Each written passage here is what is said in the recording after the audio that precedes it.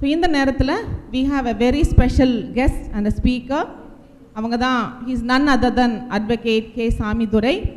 அவங்களை பற்றின அறிமுகத்தை நம்முடைய போர்டு மெம்பர் சொல்லுவாங்க. பட் இந்த வேளையிலும் நம்முடைய YMCA தலைவர் அவர்களை மிகவும் அன்போடு வரவேற்கும்படி நான் அன்பாய் கேட்டுக்கொள்கிறேன்.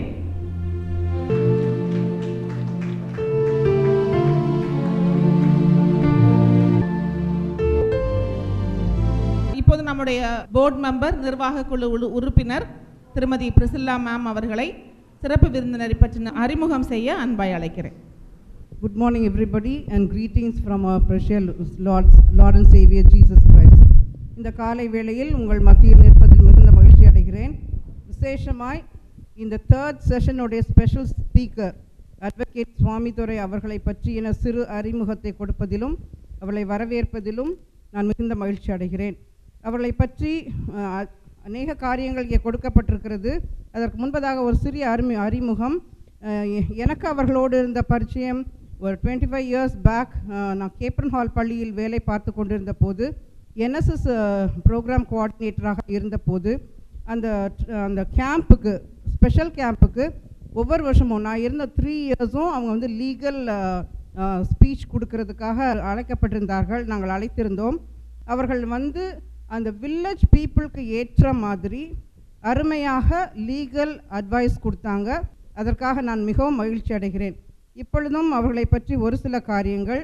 அவர்கள் தற்சமயம் அவர்களுடைய பணி criminal lawyer with 34 years of experience, senior mediator for mediation and conciliation center at Madurai High Court Bench, Madurai, standing counsel for judicial experience, practicing in the High Court of Madras at Madurai Bench from 1989 in both criminal and writ areas.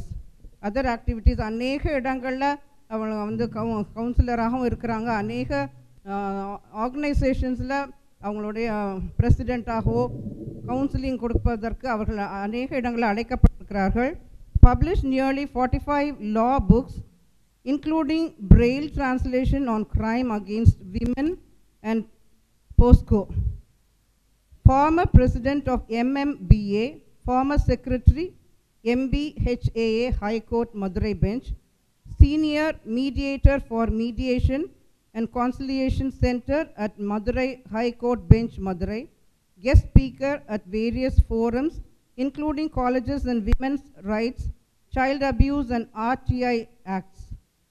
At present, president of the Indian Associate of Lawyers, Tamil Nadu, life member, Red Cross, best humanitarian lawyer award by Tamil Nadu Kalai Ilakkiya Perumandram 2020, an award of excellence by Tamil Nadu Chamber Foundation 2020, legal advisor, Differently Abled Welfare Association Madurai, Indian Association of Blind and Betsan Special School, Ethics Committee Chairman, Apollo Specialty Hospitals Madurai, member of Academic Council of Lady Doe College and Mannar Thirumalai Nayakar College.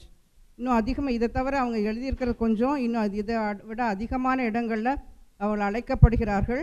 அவருடைய legal point of வியூவில் யார் approach பண்ணாலும் மிகவும் அருமையாய் பிப்ளிக்கலாக கர்த்தருக்கு பிரியமாக, அதான் மிகவும் முக்கியம், நீதியோடும் நேர்மையோடும் தன்னுடைய பணியை செய்து வருகிறவர்கள் என்பதை மதுரை பட்டணத்தில் உள்ள அனைவரும் அறிவார்கள்.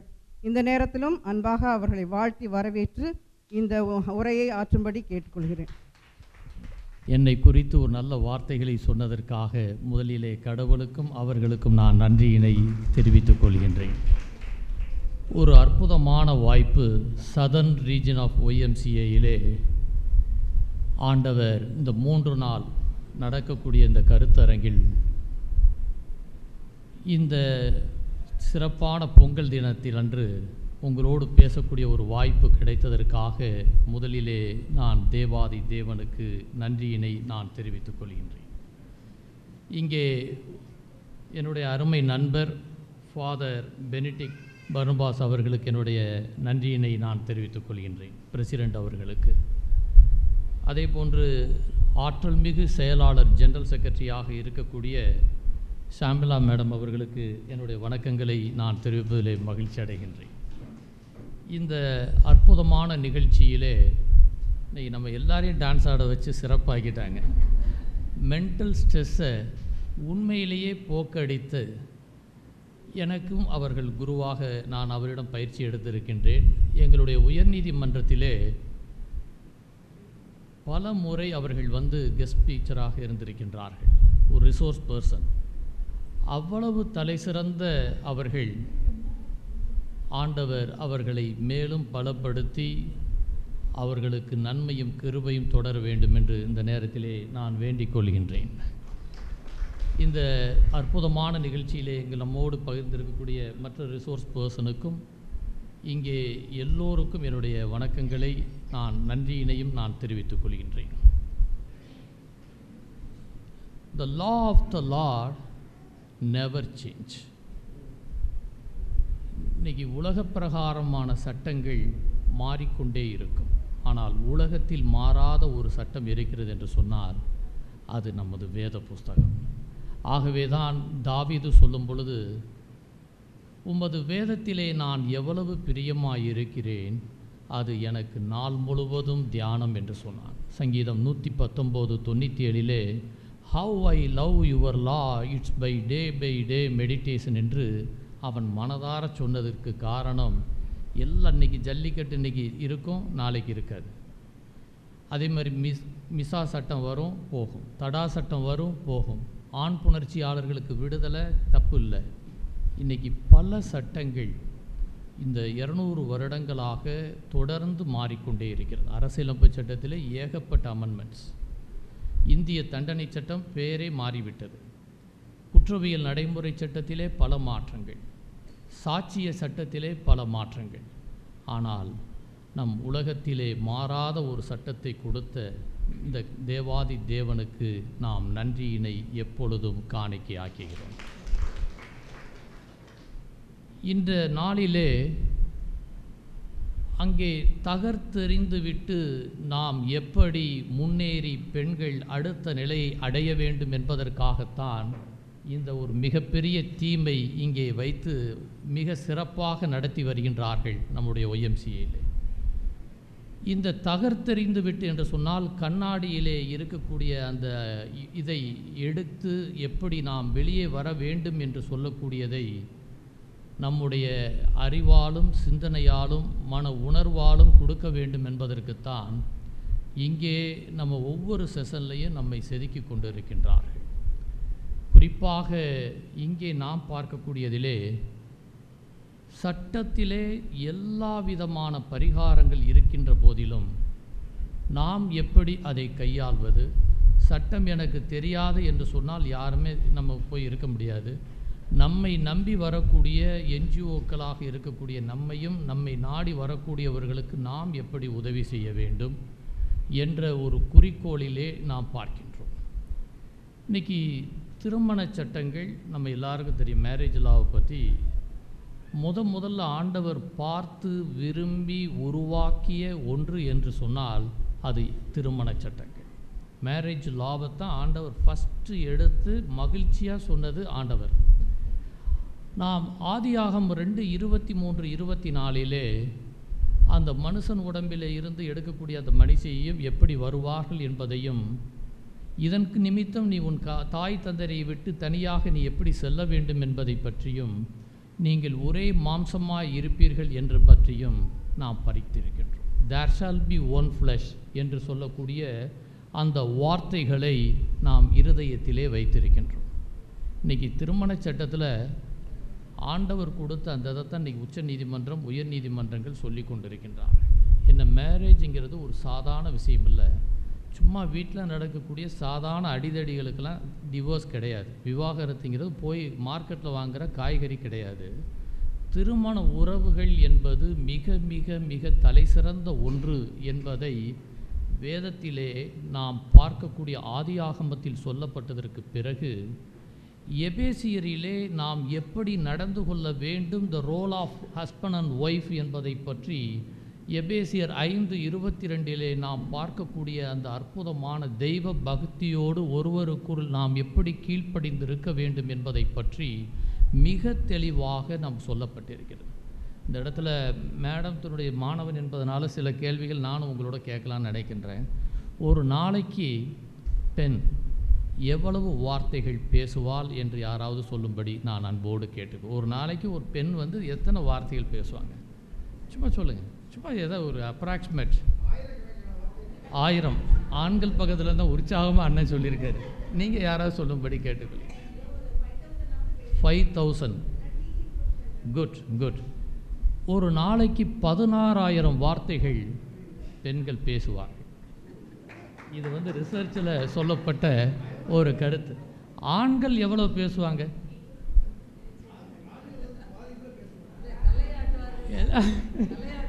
எஸ், அண்ணனே கரெக்டாக சொல்லியிருக்காங்க. பாதி உறுதியாக பேசுவார்கள். அதுதான் ரிசர்ச்சில் சொல்லப்பட்ட ஒன்று. இதிலே நாம் எப்படி நடந்து கொள்ள வேண்டும் என்பதைத்தான் எபேசியரிலே ரோல் மாடலாக ஹஸ்பண்டோடைய ரோல் என்ன, ஒய்ஃபோட ரோல் என்ன, பிள்ளைகளோட ரோல் என்ன, நாம் எப்படி ஆண்டவருக்கு மையப்படுத்த வேண்டும் என்ற ஒரு மிக முக்கியமான ஒன்றை நமக்கு வேத புத்தகத்திலேயே ஆண்டவர் தெளிவுபடுத்தியிருக்கிறார். ஏன்னா இந்த பிரச்சனைகளை பாதி எடுத்துட்டாலே பிறருக்கு நம்ம கவுன்சிலிங் கொடுக்கறதுக்கு நம்ம தயாராகிட்டோம். நம்ம தயாராகிறதுக்கும் பிறருக்கு உதவி செய்வதற்கும் நாம் நிச்சயமாக இருக்க முடியும். உயர்நீதிமன்றத்திலே சீனியர் மீடியேட்டர் என்ற அடிப்படையில் எனக்கு சில வழக்குகள் தினசரி வந்து கொண்டு இருக்கும். கணவன் மனைவியை கொலை செய்திருப்பான், அந்த குழந்தை யாரிடம் ஒப்படைக்க வேண்டும், சொத்து ஒரே குழந்தைக்கு சமீபத்திலே இப்போ வந்தது, ஒரு குழந்தைக்கு 2 தாய் வந்தார்கள், ஒரு குழந்தைக்கு 3 தாய் வந்தார்கள். இதெல்லாம் வந்து யார்கிட்ட ஒப்படைக்கிறதுங்கிறது ஒரு டிசைடிங் ஃபேக்டர் எங்களிடம் வந்தது. இப்போ 2 நாளைக்கு வந்த குழந்தை வந்து யார்கிட்ட ஒப்படைக்கணும்? சொந்த அம்மாட்ட ஒப்படைக்கிறதா அல்லது அந்த வளர்ப்பு தாயிடம் ஒப்படைப்பதா என்ற ஒரு கேள்வி. இது ஏன் சொல்லுகிறேன்? இதற்கெல்லாமே விடை நமக்கு வேத புத்தகத்திலே ஆண்டவர் கொடுத்திருக்கிறார். சாலமோனுக்கு கொடுத்த அதே விசேஷித்த ஞானத்தை நமக்கும் கொடுத்திருக்கிறார். எஸ்தருக்கு கொடுத்த ரெஸ்டரேஷன் பவரை ஆண்டவர் நமக்கும் கொடுத்திருக்கிறார். ஆண்டவர் நம் பிள்ளைகளுக்கு எந்த சூழ்நிலையாக இருந்தாலும் அவர்களுக்கு ஒரு மிகப்பெரிய கிரேஸை கொடுப்பதற்கு, ஃபேவர் என்று சொல்லக்கூடிய ரூத்துக்கு கொடுத்ததைப் போல நமக்கும் கொடுத்திருக்கிறார். ஆனால் பல நேரங்களிலே சட்டங்களில் நாம் எப்படி மேற்கொள்வது என்பதையும் நாம் தெரிந்து கொள்ள வேண்டும். இன்றைக்கி இந்த கிறிஸ்துவ திருமண சட்டத்திலே எதற்கெல்லாம் டிவோர்ஸ் என்பதற்கு பல காரணங்கள் இருந்தாலும் கூட ஆண்டவர் சொன்ன ஒரு வார்த்தைக்கு தான் அங்கே ரொம்ப இம்பார்ட்டன்ட். என்ன வார்த்தை என்று சொன்னால், அவன் வேசித்தனத்திலே இருந்தால் அவனுக்கு விலக்கை கொடுக்கலாம் என்று மத்தேயு 19 ஆண்டவர் சொன்ன வார்த்தைகள், மத்தேயு 5 சொல்லக்கூடிய வார்த்தைகள். இன்னும் ஒருபடி ஆண்டவர் அதிகமாகவே போய் சொல்லியிருக்கார். எப்படின்னா, நீ கண்களால் பாவம் செய்தாலும் விபச்சாரத்திற்கு நீ ஈடுபட்டவன் தான் என்று ஒரு புது கோட் ஆஃப் லாவை ஆண்டவர் ஒருவர் தான் உலகத்தில் சொல்லியிருக்கிறார். அதை நாம் பார்க்கின்ற பொழுது எப்படி வைக்க வேண்டும்? நீதிமன்றங்கள் இதற்கு முக்கியத்துவம் கொடுக்கின்றார். அடல்ட்ரி என்று சொல்லக்கூடிய கணவன் மனைவி உறவை தவிர வேறு பெண்ணோடு உறவு வைத்து கொள்ளக்கூடியதிலே தவறு செய்யக்கூடியவர்களுக்கு அவர்களுக்கு விதி விலக்கை தர வேண்டும் என்று, அவர்களுக்கு டைவோர்ஸ் கிராண்ட் பண்ண வேண்டும் என்று நீதிமன்றம் வைத்திருக்கின்றார்கள். இதை ஏன் சொல்கிறேன் என்று சொன்னால், இதை ஆண்டவர் நமக்கு ஏற்கனவே தெளிவாக சொல்லிவிட்டார். மோசேவினுடைய ஆகுமச்சீட்டு செய்ய வேண்டுமா என்று கேட்டபொழுது அதற்கு ஒரு விதிவிலக்கை தேவன் கொடுத்து இதை ஒன்றை மட்டும் அவர் கோடிட்டு காட்டினார். இது ஒரு புறம். அதே மாதிரி விவாகரத்தை பற்றியும் தெளிவாக வேத புத்தகத்திலே சொல்லப்பட்டிருக்கிறது. மல்கியா 2:12 ஆண்டவர் சொல்லக்கூடிய அந்த வார்த்தை, ஐ ஹேட் டைவர்ஸ், நான் இந்த விவாகரத்தை வெறுக்கிறேன் என்று ஆண்டவர் சொல்லியிருக்கிறார். ஏன் அப்படி சொல்லணும்? எல்லா ரிலிஜனுமே அது சொல்லுகிறது. நாட் ஓன்லி இது, எல்லா இந்து மதத்திலும் சொல்லப்பட்டிருக்கிறது, இஸ்லாமிலே மிக தெளிவாக சொல்லப்பட்டிருக்கிறது. ஆனால் வேதத்திலே அதற்கான விளக்கங்கள், அழிந்தவர்கள் வரலாறு, வாழ்க்கை நடந்த சம்பவங்களை நீதிமொழிகளிலே பிவேர் ஆஃப் அடல்ட்ரி என்று 6 மிக தெளிவாக சொல்லப்பட்டதை நாம் இருதயத்திலே வைத்து கொள்ள வேண்டும். ஏன் இதெல்லாம் நம்ம சொல்கிறோம்னா, பைபிளில் இருக்கக்கூடிய 5 ஆகமத்தில் வரக்கூடியதான் எக்ஸோடஸ், யாத்திராகமம் 20:12 நமக்கு கம்ப்ளீட்டாக வரக்கூடிய 10 கட்டளைகள். 10 கட்டளையே யாத்திராகமம் 20 இருக்கக்கூடிய அதில்தான் கொலை செய்யாதிருப்பாயாக, களவு செய்யாதிருப்பாயாக, விபச்சாரம் பண்ணாதிருப்பாயாக, எப்படியெல்லாம் நம்ம இருக்கணுங்கிறத பற்றி முதல் 4 கட்டளைகளிலே என்ன, மீதி 6 கட்டளைகளிலே மனித உறவுகளை நாம் எப்படி வைத்து கொள்ள வேண்டும் என்பதை பற்றி உலகத்தில் மிக தெளிவாக சொன்னதைப் போல 2 கட்டளைகளை நாம் இயேசு கிறிஸ்து அவர்கள் சொல்லக்கூடிய 2 கட்டளைகளையும் நாம் பார்க்கின்றோம். உன்னிலே அன்பு கூறுவதைப் போல பிறரிடம் அன்பு கூற வேண்டும் என்று. இதெல்லாம் சட்டங்கள் தான். இந்த சட்டங்கள் தான் இன்று நடைமுறையிலே இருக்கிறது. இப்போ போனோகிராஃபி என்று சொல்லக்கூடிய மிக மோசமான ஒன்று நம்ம எல்லாருக்கும் தெரியும். எத்தனை பேர் அந்த ஆபாச படங்களிலே அந்த படங்களில் மாட்டிட்டு முழிக்கிறாங்கங்கிறது எனக்கு தெரியும். இன்றைக்கி அதனுடைய எண்ணிக்கை அளவுகள் மிக மிக அதிகம் என்பதை நாம் பார்க்க முடிகிறது. இது வேதத்திலே சொல்லப்பட்டிருக்கிறதா என்று சொன்னால் இதற்கும் ஆண்டவர் பதில்களை சொல்லியிருக்கிறார். ஒரு இடத்துல கூட அவர் மிஸ் பண்ணதே கிடையாது.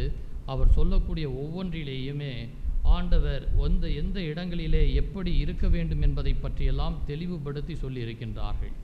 ஒவ்வொரு அவருடைய முக்கியமானது சங்கீதம் 101:3 அவர் சொல்லக்கூடியது, I will refuse to look out anything while and vulgar என்று ஒரு இடத்திலே ஆண்டவர் அதை தெளிவுபடுத்தி, நீ தீங்கான காரியத்தை என் கண் முன்னே வைக்க மாட்டேன் என்று வேதத்திலே சங்கீதம் 101:3 ஆண்டவர் தெளிவுபடுத்தியிருக்கிறார். இன்றைக்கி ஒரு செகண்ட் தான், ஒரே ஒரு செகண்ட் அவன் உப்பரிகையில் தாவீது கிங் ஆஃப் டேவிட் அவன் நின்று போருக்கு போகாமல் அன்றைக்கி தாவீது அங்கே நின்று கொண்டு இருக்கின்றான். உப்பரிகையிலே அங்கே பச்சைவால் குளிக்கிறத பார்க்குறான். அவளை அங்கே இருந்து தன்னுடைய அறைக்கு வர சொல்லுகின்றான். அது யார் என்று விசாரிக்கும் பொழுது உரியாவினுடைய மனைவி என்று நாம் தெரியும் அனைவருக்கும். அந்த உரியாவினுடைய மனைவி எப்படி இருக்கிறாள் என்பதை விட்டு அவளும் அங்கே உள்ளே அவர்கள் 2 பேரும் சயனித்து வெளியே வந்ததற்கு பிறகு அங்கே கணவனை அங்கே வர சொல்லும் பொழுது அவன் வந்தது எந்த வகையிலும் நான் மீற மாட்டேன், நான் மனைவியோடு போக மாட்டேன், ஏன்னா இவள் கற்பம் தெரிவிச்சிருவா, அந்த இடத்துல நான் போக மாட்டேன்னு சொல்லி அங்கேயே வெளியே உள்ளே உட்காந்துட்டு போர்க்களத்திற்கு சென்று விடுவான். அதுக்கு பிறகு அவன் கையிலேயே ஒரு சீட்டை கொடுத்து அங்கே போய் பார்த்துட்டு வான்னு சொல்லி அந்த இடத்திற்கு அனுப்பும் பொழுது அந்த போர்க்களத்திலே அவனை பின்னே தள்ளிவிட்டு அவர்கள் அனைவரும் சென்று விட்டு அவனை கொலை செய்து விடுவார்கள். இதில் எத்தனை தப்பு தாவீது செய்திருக்கிறான்? யாத்திராகமம் 20 அவன் செய்த தவறுகள் எத்தனை? யாராவது சொல்லும்படி நான் கேட்டுக்கொள்கின்றேன்.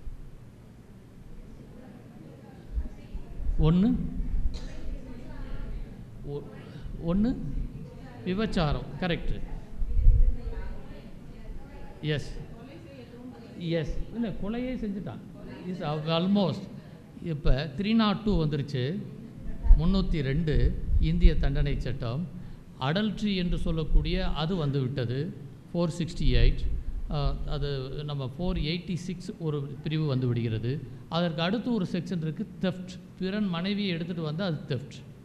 அது 3வது, he committed 3 sins, 3 violation of the 10 commandments என்று சொன்னால் அதை விட ஆண்டவர் ஏன் அவனை மிகவும் நேசித்தார் என்று சொன்னால், என் இருதயத்திற்கு ஏற்றவன் என்று ஏன் சொன்னார் என்று சொன்னால், சங்கீதம் 51 அவன் மிக தெளிவாக ஆண்டவரிடம் முறையிட்டு கதறி அழுது தன்னை முழுமையாக பாவி என்று ஒப்பு கொடுத்ததற்கு பிறகு மன்னிக்கக்கூடிய தேவன், எப்பொழுதுமே அவர்களை நேசித்து வழியிலே கொண்டு வரக்கூடிய தேவன். இன்றைக்கி பாதி பேர் அந்த ஃபர்கிவ்னஸ் இல்லாதனாலையும் தன்னுடைய குற்றத்தை உணராததுனாலையும் ஆகவே தான் இன்னைக்கு சைக்காலஜி ப்ராப்ளம், சைக்காட்ரிக் ப்ராப்ளத்திலே மாட்டிக்கொண்டு இருக்கின்றார். இன்றைக்கி ஒன்று தான், பலரும் அவர்கள் தன்னுடைய பிறரை மன்னித்தலே கிடையாது. அன்ஃபர்கிவ்னஸ் இன்றைக்கி root cause for psychiatric problem. இதை நான் ஆணித்தரமாக என்னால் சொல்ல முடியும். பிறரை மன்னிக்காதது தான் மனநோயினுடைய ஆரம்ப அறிகுறி என்று நான் உறுதியாக சொல்ல முடியும். வேதத்திலேயும் அது சொல்லப்பட்டிருக்கிறது. இது நாம் ஒரு புறம் இருந்தாலும், இங்கே இந்த ஃபோனோகிராஃபியில் ஒரு குழந்தை யாராவது ஒருத்தர் உங்களுக்கு செல்ஃபோன் அடித்தா நீங்கள் அந்த செல்ஃபோனுக்கு எப்பொழுதுக்குமே வாட்ஸ்அப்பில் ஒரு மெசேஜ் கொடுத்தா நீங்கள் பதில் கொடுத்து விட வேண்டாம். தெரியாத நபர்களுக்கு கொடுத்தால் நம் பிரச்சனையில் மாட்டி விடுவோம். மாபிட் என்று சொல்லக்கூடிய தலையே துண்டாக எடுத்து பொருத்தக்கூடிய அளவிலே இன்று மிக மோசமாக இருக்கக்கூடியதிலே இன்ஃபர்மேஷன் டெக்னாலஜி ஆக்டிலே செக்ஷன் 66 அவர்களுக்கு 10 வருடம் தண்டனையும் 1 லட்சம் அபராதமும் விதிக்கக்கூடிய வகையில் சட்டம் இருந்தாலும் நாம் பிவேர் ஆஃப், பிசாசு வகை தேடி அலைந்து கொண்டு இருக்கின்றான். இதுதான் வேதத்தில் சொல்லப்பட்டிருக்கு. பிசாசு வகை தேடி அலைந்து கொண்டு இருக்கிறான். எங்கே ஆள பிடுங்கலாம், கொல்லலாம், ஒழுங்கலாம் என்று அவன் துடித்து கொண்டு இருக்கின்றான். இதை நாம் கவனமாக சட்டத்திலே வைப்பதற்கு முன்பு நாம் தெளிவாக இருக்க வேண்டும். ஏன்னா ஊசியில் இடம் கொடுத்தா தானே நமக்கு உள்ளே போக முடியும். ஆக சில நேரங்களில் நம்மையே தெரியாமல் சில நேரங்களில் தவற்றுக்குள்ளே மாற்ற வேண்டிய சூழ்நிலை ஏற்படுகிறது. இன்று 3 விஷயங்கள், 3 சிறிய சட்டங்களையும் நான் உங்களோடு பகிர்ந்து கொள்கின்றேன். ஏன்னா வேதத்திலே நான் பார்க்கப்போ ஒரு ரிசர்ச்சை பார்த்தேன். டிவோர்ஸை பற்றி, போனோகிராஃபி பற்றி, மேரேஜ் உறவுகள், திருமண உறவுகளை பற்றி, அது மட்டுமல்ல தற்கொலையை தடுப்பதை பற்றி, அது மட்டுமல்ல அப்யூசிங் பர்சன்ஸுக்கு எப்படி கவுன்சிலிங் கொடுப்பதை பற்றி வேதத்திலே நான் படித்து ஆச்சரியப்பட்டேன். உதாரணமாக சங்கீதம் 34 ஒரு வசனத்தை நான் பார்த்தேன், 5 என்று நினைக்கின்றேன். அந்த 34:4 அதில் அப்யூஸ் விக்டிம் என்று சொல்லக்கூடியவர்கள், அதாவது பாதிப்பு அடைந்தவர்கள், ஒருத்தனால் ஒரு உதாரணமாக ரேப் விக்டிமாக இருக்கக்கூடியவங்க, கற்பழிக்கப்பட்டு பாதிக்கப்பட்டவர்களாகவோ அல்லது வேறு வகையில் பாதிக்கப்பட்ட பெண்களாக இருக்கக்கூடியவர்களுக்கு எப்படி இருக்க வேண்டும் என்பதும், அவர்கள் எப்படி ஆண்டவர் அவர்களை தைரியப்படுத்துகிறார் என்பதை பற்றியும் நான் கர்த்தரை தேடினேன். அவர் எனக்கு செவி கொடுத்தார், என்னுடைய எல்லா பயத்துக்கும் என்னை நீக்கலாக்கி விடுவித்தார். அல்லேலூயா. ஆண்டவர் எவ்வளவு அற்புதமாக தன்னுடைய மனதை அங்கே நமக்கு எடுத்து சொல்லியிருக்கிறார். இன்றைக்கி ஏன் இதை நான் இந்த இடத்திலே பயன்படுத்தினா, ஜாய்ஸ் மேயர் என்ற ஒரு மிகப்பெரிய ஒரு தலை சிறந்த வேத பண்டிதர், பைபிள் ஸ்காலர் என்று சொல்ல முடியும். அந்த ஜாய்ஸ் மேயருடைய தந்தை அவரை பாலியல் ரீதியாக பல இருக்கிறார். அந்த அம்மா நொறுங்கி உடைஞ்சிருச்சு. வேறு யார் வேலையே பயிர மேஞ்சா, யார் நமக்கு காவலோ அவனே தவறு செய்தால், அந்த வேலி பயிரை தவறு செய்யக்கூடியதை அந்த அம்மா பல நாட்கள் மன உலக்கத்திலே இருந்த அந்த அம்மாவிற்கு ஆண்டவர் வார்த்தைகள், வேத புத்தகத்தை படிக்கின்ற பொழுது பல ரேமா வார்த்தைகள் கிடைத்து உடைத்தெறிந்து அவர்கள் இன்றைக்கி உலகத்தில் ஆயிரக்கணக்கில் கோடிக்கணக்கான மக்களுக்கு இன்றைக்கி பேட்டில் ஃபீல்ட் ஆஃப் மைண்ட் என்று சொல்லக்கூடிய அவர் தலை சிறந்த நூல் உலகத்தையே உலுக்கி இழுக்கக்கூடிய ஒரு புக்காக இன்றைக்கு இருக்கிறது. எந்த நேரத்தில் எந்த பிரச்சனை வந்தாலும் சரி, அதை தீர்வு காண வேத புத்தகத்திலே இருக்கக்கூடிய அந்த வார்த்தைகள், அந்த வார்த்தை என எப்பயுமே நம்ம மாறியும் உறைந்த மலையும் வானத்திலிருந்து இறங்கி மேலே செல்லாமல் முளை கிளம்பி விதைக்கிறவனுக்கு விதையும் புசிக்கிறவனுக்கு ஆகாரத்தையும் எப்படி வழங்குகிறதோ அப்படியே என் வாயிலிருந்து புறப்படுகிற வசனமும் புறப்படும், அது ஒருபோதும் வெறுமையாய் திரும்பாது, நினைத்த காரியத்தை நிறைவேற்றும் என்று ஏசாயா 55:10-11 சொன்ன அந்த வார்த்தை இங்கே மிக அற்புதமாக அங்கே பாதுகாக்கப்படுகிறது. அந்த அம்மாவுக்கு இன்றைக்கி அந்த ப்ராப்ளத்தில் இருந்து வெளியே வந்தது மட்டும் இல்லை, அநேக லட்சக்கணக்கான கோடிக்கணக்கான மக்களுக்கு ஆறுதலாக தேவன் வைத்திருக்கிறார். தீர்வை கொடுக்க வேத புத்தகத்தின் மூலமாக விடியலை கொடுத்து கொண்டிருக்கிறார். அதைத்தான் தகர்த்தெறியக்கூடிய பிரச்சனைகளை நாம் என்ன செய்ய போகிறோம்? 3 விஷயங்கள். ஒன்று, போக்சோ சட்டம், குழந்தைகளை பாலியல் தொல்லையிலிருந்து பாதுகாக்கக்கூடிய சட்டம். 2012 வரப்பட்ட அந்த சட்டம். இந்த சட்டத்தினுடைய முக்கியமான கருத்துக்களை நான் உங்களோடு பகிர்ந்து கொள்கின்றேன். முதலிலே ஆயிஷா பானு என்ற ஒரு சிறுமியை ஜம்மு காஷ்மீரிலே வைத்து 8 வயது சிறுமியை 8 பேர் சேர்ந்து பாலியல் ரீதியாக அவளை துன்புறுத்தி கொலை செய்தார்கள். ரேப் அண்ட் மர்டர் என்று செய்ததோடு மட்டுமல்ல, எதற்காக செய்தார்கள்? ஒரு இனத்தை அழிக்க வேண்டும் என்பதற்காக அதை எடுத்து செய்தார்கள். இதில் இருந்த அந்த பாதிக்கப்பட்ட அந்த பெண்மணி குழந்தை அவங்க பெற்றோர்கள்லாம் பல மாதங்கள் கழித்து தெரிந்த உடனே இது சம்பந்தம் இந்தியாவை உலுக்கி எடுத்தது. இந்தியாவை உலுக்கிய ஒரு மிகப்பெரிய வழக்கு என்று சொன்னால் இதுவும் ஒரு வழக்கு. இந்த ஆயிஷா பானு அன்று சொல்லக்கூடிய அந்த பெண்மணி ஜம்மு காஷ்மீரில் இருக்கக்கூடிய அவளுக்கு பிறகு 12 வயதுக்கு கீழே எந்த ஒரு குழந்தையும் பாலியல் ரீதியாக இப்படி கஸ்டோடியலாக கேங் ரேப் செய்தால், கூட்டு வன்முறை செய்தால் தூக்கு தண்டனை கொடுப்பதற்கு சட்டத்திலே முதல் முறையாக வரப்பட்டது. இதுதான் இந்த போக்சோ ஆக்டில் என்னென்னா, யார் நிர்வகிக்கிறார்களோ அதாவது உதாரணமாக ஒரு டாக்டர் அங்கே பேஷண்ட்டை தப்பு பண்ணா, ஒரு வக்கீல் கிளைண்ட்டை தப்பு பண்ணா, அதே மாதிரி காவல்துறை தனக்கு வந்திருக்கக்கூடிய வரக்கூடிய பெட்டிஷன் அவங்கள தவறு பண்ணால், இப்படி யார் செய்தாலும் அவர்களுக்கு குறைந்தபட்சம் 20 ஆண்டு கடுங்காவல் தண்டனையை சட்டம் கொண்டு வந்திருக்கின்றார்கள். இதை நீங்கள் தெரிந்து கொள்ள வேண்டும். ரெண்டாவது, அன்பு மேடம் அவர்கள் சொன்னதைப் போல இன்றைக்கி மைண்ட் மேப் என்று சொன்னால் பேட் டச் குட் டச், எப்படி தொடுறது குழந்தைய அப்படிங்கிறதுல இன்றைக்கி பாதி இது இருக்குது. ஒரு புள்ளி விவரம் இப்படி சொல்லுகிறது, 677 பிள்ளைகளை எடுத்து அந்த ஆராய்ச்சி செய்ததிலே 672 பேர் சொந்த குடும்பத்தை சார்ந்தவர்கள் நண்பர்கள் தான் இந்த தவறை செய்திருக்கின்றார்கள். மொத்தமே வெளியிலேருந்து யாருமே கிடையாது, அவுட் சைடரே கிடையாது. எதிரி நம்ம வீட்டிலேயே உறங்கி கொண்டு இருக்கின்றான். அவன் எந்த ரூபத்தில் வேணாலும் வரலாம். நம்ம பிள்ளையை விட்டுட்டு போகப்போ கொஞ்ச நேரம் சொல்லி மடியில் வச்சு தவறுகள் நடக்கலாம். ஆகவே தான் இந்த குட் டச் பேட் டச்சிலே நாம் மிக தெளிவாக, தொடுதலிலே தவறாக தொட்டால் 3 ஆண்டு கடுங்காவல் தண்டனை போக்சோ சட்டத்திலே கொடுக்கப்படுகிறது என்பதை நாம் தெரிந்து கொள்ள வேண்டும். அது மட்டுமல்ல, அந்த குழந்தையை இருக்கிறது என்று சொன்னால் அந்த குழந்தைக்கு யாராவது ஒருத்தர் அந்த குழந்தையை தவறாக பயன்படுத்தி பணத்தை படுங்கணும் செய்யணும்னு நினச்சாலும் பிரிவு 22 படி அவர்கள் மீது தண்டனை கொடுப்பதற்கும் சட்டம் வைத்திருக்கிறார்கள். அந்த குழந்தைக்கு இப்படி ஒரு தவறு நடக்குதுன்னு சொல்லி அந்த இன்ஸ்டிடியூஷன் பார்த்துட்டு சும்மா விட்டால் அவர்கள் மேல் தண்டனை சட்டத்திலே. அந்த குழந்தையை பற்றி தவறாக ஐடென்டிட்டியை வெளியிலே போட்டால், அந்த குழந்தை பேரையோ வீடியோவையோ ஃபோட்டோவையோ போட்டால் அதற்கு தண்டனை. எந்த டிவியாக இருந்தாலும் எந்த பத்திரிகையாக இருந்தாலும் அதற்கு தண்டனை. இது போக்சோ தண்டனையிலே அதிகபட்சமாக தண்டனைகளை கொடுத்து வருகின்றார்கள். இது ஏன் என்று சொன்னால், குழந்தைகளுக்கு எதிரான வன்முறைகள் தொடர்ந்து நடந்து கொண்டிருக்கிறது. இதை தட்டி கேட்பதற்கு நாம் விழிப்புணர்வுகளை நீங்கள் நடத்த வேண்டும். விழிப்புணர்வு எப்படின்னா, சட்டம் கடுமையாக இருக்கிறது மட்டும் இல்லை, இதை எப்படி இது 1 வருஷத்துக்குள்ளே இந்த கேஸ் முடிஞ்சிடும், எவ்வளவு விரைவான நீதி கிடைப்பது மட்டுமல்ல, அவர்களுக்கு பாதிக்கப்பட்டவர்களுக்கு முந்தியெல்லாம் எதுவுமே கிடையாது. இப்பொழுது விக்டிம் காம்பன்சேஷன் ஸ்கீமின் மூலமாக பாதிக்கப்பட்டவர்களுக்கு இந்த மாதிரி விக்டிமில் இருக்கக்கூடிய, அதாவது யார் போக்சோவில் பாதிக்கப்பட்ட ஒரு சிறுமிக்கு 10 லட்சம் ரூபாய் வரை நஷ்ட ஈடை தர வேண்டும், அதுவும் 15 நாட்களுக்குள் ஒரு அமௌண்ட்டும் மீதி அமௌண்ட்டும் தர வேண்டும் என்று 2018 ஜிஓவின் படி நமக்கு கொடுக்கப்பட்டிருக்கிறது. குற்றவியல் நடைமுறை சட்டம் 357 படி அவர்களுக்கு உரிமை கொடுக்கப்பட்டிருக்கிறது. ஏன் இதை நான் சொல்கிறேன் என்று சொன்னால், பல பகுதிகளிலே தொடர்ந்து குழந்தைகளுக்கு எதிரான குற்றங்கள் நடந்து வருகின்றன.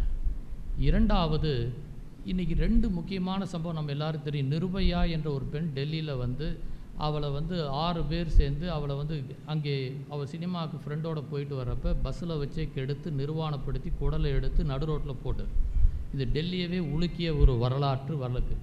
இந்த வழக்கிற்கு பிறகு சட்டத்திலே 5 மாற்றங்கள், மிக முக்கிய மாற்றங்கள் வந்தது. ஒன்று, ஒரு பெண்ணை பின்தொடர்கிறது, ஸ்டாக்கிங் என்று சொல்லக்கூடிய ஒரு பெண்ணை பார்த்து பின்தொடர்ந்து ஒருவன் சென்றால் அவனுக்கு குறைந்தபட்சம் 3 ஆண்டு கடுங்காவல் தண்டனை விதிக்கலாம் என்பதை சட்டம் இப்பொழுது கொண்டு வந்திருக்கிறார்கள்.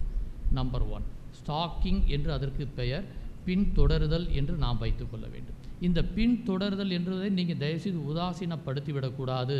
காரணம், அதுதான் ஆரம்பம். நம்பர் 1, கிரைமுக்கே அதான் ஆரம்பம்.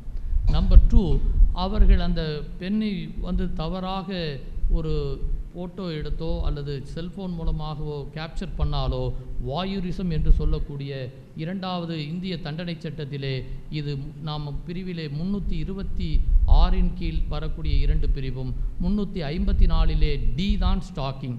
அதற்கு அடுத்த பிரிவு தான் இந்த வாயுரிசம். பெண்களை தவறாக புகைப்படம் எடுக்கக்கூடியவர்களுக்கு கடுமையான தண்டனை கொண்டு வந்திருக்கிறார்.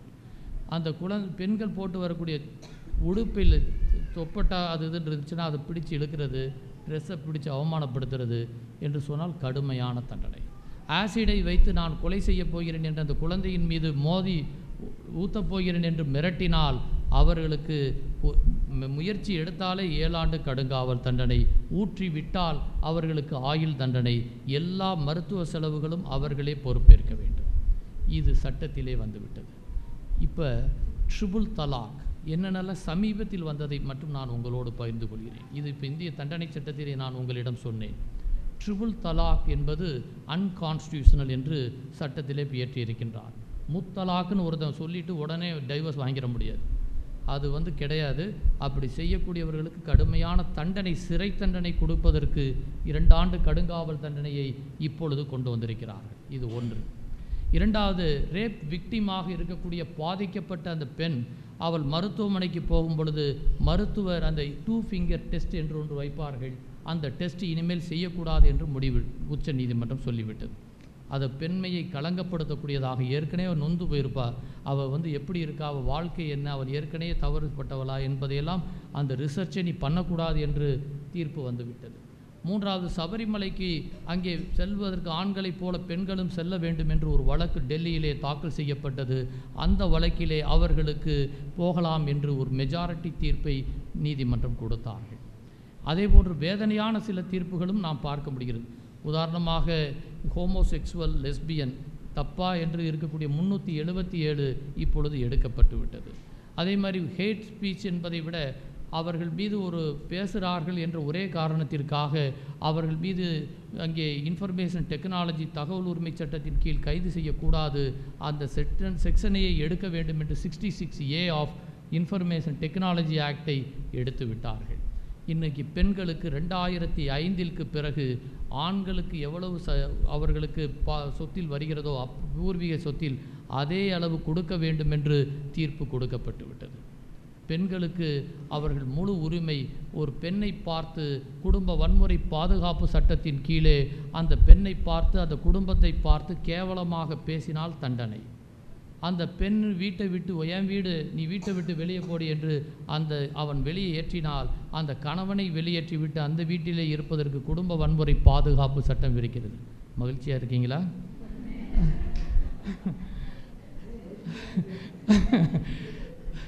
இது இந்த சட்டத்திலே கொண்டு வரப்பட்டது. ஆனால் பல இடங்களிலே உண்மையிலே மிக மோசமாக நடக்கிறது. கணவன் வீட்டார்கள் நம்பி வரக்கூடிய பெண்ணை உதாசீனப்படுத்தி வீட்டை வெளியேற்றி, நீ போய் வெளியே நில்லு, இந்த வீடு என் பேரில் இருக்குது அப்படி என்று இனிமேல் சொல்ல முடியாது. அங்கே குடும்ப வன்முறை பாதுகாப்பு சட்டத்திலே முழு பாதுகாப்பை சட்டத்திலே கொடுத்திருக்கின்றார்கள். இதை அந்த சட்டத்திலேயே காம்பன்சேஷன் என்று முதல் முறையாக மன உளைச்சலுக்கு என்று பிரிவு 22 அந்த செக்ஷனிலே குடும்ப வன்முறை பாதுகாப்பு சட்டம் 2005 22வது பிரிவிலே நமக்கு என்ன கொடுக்கப்பட்டிருக்கிறது என்று சொன்னால், அந்த பாதிக்கப்பட்ட அந்த பர்டிகுலர் அந்த மென்டல் அகனிக்கு 1 கோடி ரூபாய் வரை கூட கேட்கலாம், எந்த கோர்ட் செலவும் கிடையாது என்று வைத்திருக்கின்றார்கள். எவ்வளோ வேணாலும் அந்த சுச்சுவேஷனுக்கு தகுந்த மாதிரி. ஆனால் ஒன்று நாம் எப்பொழுதுமே ஆண்டவர் சொல்லுகிறார், பொய் வழக்கு போடுவது அவருக்கு அருவருப்பானது, பொய் சாட்சி சொல்வது அவருக்கு பிடிக்காத ஒன்று. அங்கே ஒருவனை தேவையில்லாமல் ஒரு வழக்கிலே உண்மை இல்லாத ஒன்றிலே நாம் அவர்களுக்கு உதவி செய்வதை தேவன் விரும்புவதில்லை. இதெல்லாம் வேத புத்தகத்திலே மிக தெளிவாக, மிக நம்ம எப்பொழுதும் மாறாத சட்டமாக அதை நாம் பார்க்க முடிகிறது. இன்றைக்கி நான் உங்களோட என்னென்ன சட்டம் சொன்னேன், போக்சோ சட்டம் பார்த்தோம், இன்றைக்கி இந்திய இவர் நிர்பயா இறந்ததுக்கு பிறகு சட்ட மாற்றங்கள் பார்த்தோம், குடும்ப வன்முறை பாதுகாப்பு சட்டம் பார்த்தோம், சொத்துரிமை இல்லை பெண்களுக்கு சரிபாதி என்பதை 1989 தமிழக முன்னாள் முதல்வர் கலைஞர் அவர்கள் கொண்டு வந்த அந்த சொத்துரிமை இன்று நேஷனல் ஆக்ட் தேசியம் முழுவதும் வரக்கூடிய 2005 சட்டத்திலே இப்பொழுது இந்தியா முழுவதுக்கும் வந்துவிட்டதை பார்க்கிறோம். இன்னைக்கு மேலும் பல சட்டங்கள் தொடர்ந்து வந்து கொண்டிருக்கின்றன. ஏன்னா இன்றைக்கி பெண்களுக்கான பாதுகாப்பு என்று சொன்னால், ஒரு பெண்ணை ரேப் பண்ணி அதனால் வயிற்றில் கரு வந்துருச்சுன்னு சொன்னால் அந்த கருவை கலைப்பதற்கு கோர்ட் பெர்மிஷன் 24 வாரத்திலே இருந்து பெறுவதற்கு சட்டம் கொடுக்கிறார்கள். இந்திய அரசியலமைப்பு சட்டத்திலே ஆர்டிக்கல் 14, 15, 39, 42, 48, 51 சில ஆர்டிக்கல்ஸ் எல்லாமே பெண்களுக்காக கொடுக்கப்பட்ட மிக முக்கியமான ஒன்று. இதிலே அரசியலமைப்பு சட்டத்திலே ஈக்குவல் பே, 2 பேருக்கும் ரெமனரேஷன் கரெக்டாக இருக்கணும். ஒரு ஆணுக்கு ஒரு சம்பளம் பெண்ணுக்கு ஒரு சம்பளங்கிறது சட்டத்தில் கிடையாது. அதை ரொம்ப தெளிவாக சட்டம் கொண்டு வந்து விட்டார்கள். நம்பர் 1. ஏன்னா இன்றைக்கி பல இடங்களில் சித்தாளுக்கு ஒரு சம்பளம் இருக்கும், கொத்தனாருக்கு ஒரு சம்பளம் இருக்கும், நம்மளே பார்த்துருக்கோம். அது அந்த பார்ஷியாலிட்டி கிடையாது, கான்ஸ்டியூஷனில் எடுத்துட்டாங்க. இது அரசியல் சட்டத்திலே கொடுக்கப்பட்டு. அதே மாதிரி ஆர்டிக்கலில் அந்த பெண்மணி இருக்கிறார்கள் என்று சொன்னால் அவங்களுக்கு பேறுகால பலனோடு 12 மாதங்கள் அவர்களுக்கு விடுமுறை கொடுப்பதற்கு தமிழக அரசும் இந்திய தேசத்திலே சட்டத்தில் மெட்டர்னிட்டி லீவ் என்பது எப்படி கொடுக்க வேண்டும் என்பதை பற்றி சட்டங்கள் வந்துவிட்டன. இதெல்லாம் வந்து பெண்மைக்கு பாதுகாக்கக்கூடியது. அந்த பெண்களுக்கான ஆண்களுக்குமே, ஏன்னா உண்மை அருமையான மேடம் அவர்கள் சொன்னதைப் போல கூட இருந்து உதவி செய்ய வேண்டும் என்பதற்காக அவர்களுக்கும் இந்த உதவியை கொடுத்திருக்கின்றார்கள். இன்றைக்கி நம்ம கொடுக்கப்பட்டிருக்கிறது. ஆனால் இன்றைக்கி தையலை உயர்வு செய் என்று நாம் பார்க்கிறோம். அன்றைக்கி அதே மாதிரி புத்தியுள்ள மனைவி தன் கைகளினால் வீட்டை கட்டுகிறாள். குணசாலியான ஸ்திரீ தன் கணவனுக்கு கிரீடமாய் இருக்கிறாள். நல்ல மனைவியை கண்டடைகிறவன் கடவுளுடைய தயவையே பெறுகிறான். ஏன்னா காடுகிட்ட ஃபேவரே அவனுக்கு கிடைக்குது. ஒரு நல்ல மனைவி கிடைச்சிட்டா. இன்றைக்கி வீட்டில் சண்டைகளும் ஆஸ்தியும் வரக்கூடியதை காட்டிலும், வீட்டில் சண்டைக்காரியோட குடியிருப்பதை காட்டிலும் ஒரு குடிசை கூரை மேடில் ஓடி போய் ஒளிஞ்சு நிம்மதியாக இருக்கலாங்கிறதும் இருக்குது. வேதத்தில் வந்து புத்தியுள்ள ஸ்திரீ தன் கைகளினால் வீட்டை கட்டுகிறாள், புத்தியில்லாத ஸ்திரீயோ தன் கைகளினால் வீட்டை இடித்து போடுகிறாள். Construction and demolish in the hands of the women என்று இல்லை, ஸ்திரீ என்று சொல்லும் பொழுது ஒரு தலைவி ஸ்தானத்திலே ஆண்டவர் கொடுக்கிறார். ஏன்னா இன்றைக்கி அப்படி தான் நம்ம எடுத்துக்கிறோம். ஏன்னா தலைவன் வந்து தவறு செய்யும் பொழுது அவனுக்கு உரிய தண்டனை கடவுளே கொடுத்துறாரு. It's automatic. இங்கே நாம் எடுக்கக்கூடியதில் பார்க்கக்கூடியதில் head of the family as per the Bible காடுக்கு அடுத்து ஹஸ்பண்ட். அதை ஒத்துக்கிறீங்களா? எல்லோரும் கை தூக்கினீங்கன்னா கொஞ்சம் நிம்மதியாக இருக்கும்னு நினைக்கிறேன். Thank you it's a for. ஆனால் அதே நேரம் எபேசியரிலே தெளிவாக சொல்லப்படும் அடிமை அல்ல, அவர்களுக்கு ஈக்குவல் ரைட்ஸ். தலை மட்டும் ஒரு காரியம் செய்ய முடியாது. ஹார்ட்டுக்கு பங்களிப்பு இருக்குது, கைக்கு பங்களிப்பு இருக்குது, கண்ணுக்கு பங்களிப்பு இருக்குது. எதுவும் இல்லாமல் இருந்தால் அது ஒரு முடக்குவாதத்தை போன்று இருக்கும். அதை தேவன் விரும்பவில்லை. சரிசமமாக. அதனால தான் ஒய்ஸ் விமன் என்பதை வேத புத்தகத்திலே நீதிமொழிகள் 31 ஆண்கள் செய்யாததை விட பெண்கள் செய்து சாதனை படைத்ததை மிக அற்புதமாக அந்த லிஸ்ட்டை நாம் படிக்க முடியும். கப்பல் பிஸ்னஸ், சணல் வியாபாரம், தன்னுடைய கணவன் வந்து ஒரு பஞ்சாயத்து தலைவராக இருக்கணும்னாலே அங்கே ஒய்ஃபினுடைய உதவி இல்லாமல் அங்கே ஒய்ஃப் உமனாக இல்லைன்னா கணவன் அங்கே பிரசிடெண்ட் கிடையாது. இது நேச்சுரல். கணவன் இன்றைக்கி சிறப்பாக ஒருத்தர் வந்து நம்ம பட்டிக்காடா பட்டணமா என்று ஒரு படத்தில் அந்த காலத்தில் பார்த்துருக்கோம். சோர்ந்து போயிருப்பான் அந்த பஞ்சாயத்து தலைவர். பார்த்தா அங்கே மனைவி ஒரு சூழ்நிலைகள் மோசமாக இருக்கிறதுனால ஒருத்தன் ஹெட்டு தலைவி நிமிர்ந்து ஒரு இடத்துல ஸ்தானம் என்ன நான் அதுக்கு சொல்லிடுறேன்.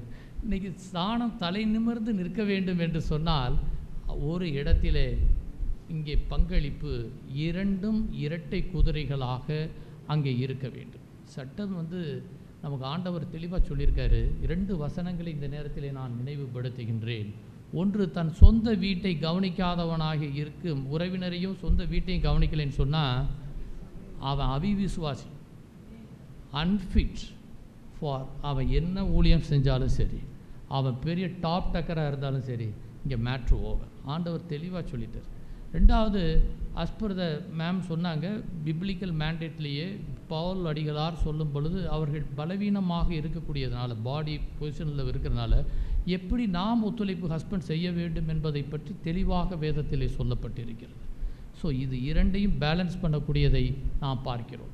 இன்றைக்கி சிறையிலே இருக்கக்கூடிய பெண்களுக்கு என்ன பாதுகாப்பு, சிறையிலே இருக்கக்கூடிய பெண்களுக்கு முழு பாதுகாப்பை எப்படி வழங்க வேண்டும் என்று ஷீலா பெர்ஸ் என்ற ஒரு பெண்மணி வழக்கு தாக்கல் செய்து எப்படி நடக்க வேண்டும் என்று சொல்லியிருக்கிறார்கள். வழக்கு விசாரணையிலே வரக்கூடிய பெண்களை, குறிப்பாக கிரைம் எகென்ஸ்ட் விமனிலே இருக்கக்கூடிய பெண்கள் இடத்திலே காவல்துறை தான் போய் அங்கே விசாரிக்க வேண்டும் என்று சட்டம் சொல்லுகிறது. காவல் நிலையத்திற்கு பெண்கள் செல்ல வேண்டியதில்லை, இவர்கள் அங்கே செல்ல வேண்டும் என்று சட்டம் தெளிவாக சொல்லியிருக்கிறது. பெண்களுக்கு உரிய மரியாதை, கண்ணியம் என்று சொல்லக்கூடிய டிக்னிட்டி, அந்த டிக்னிட்டியை காப்பதிலே ஒவ்வொருவருக்கும் மிக பங்களிப்பு இருக்கிறது என்பதை உச்சநீதிமன்றம் வழக்கிலே தெளிவாக சொல்லப்பட்டிருக்கிறது. ஏன்னா இன்றைக்கி அந்த பெண்மையை போற்றுவோம், பெண்மையை மரியாதை தருவோம் நீதிமன்றத்திலே எப்படி தீர்ப்பு கூட எழுத வேண்டும் என்று உச்சநீதிமன்றத்தினுடைய நீதியரசர் சமீபத்திலே ஒரு கைட்லைன்ஸ் கொடுத்திருக்கின்றார்.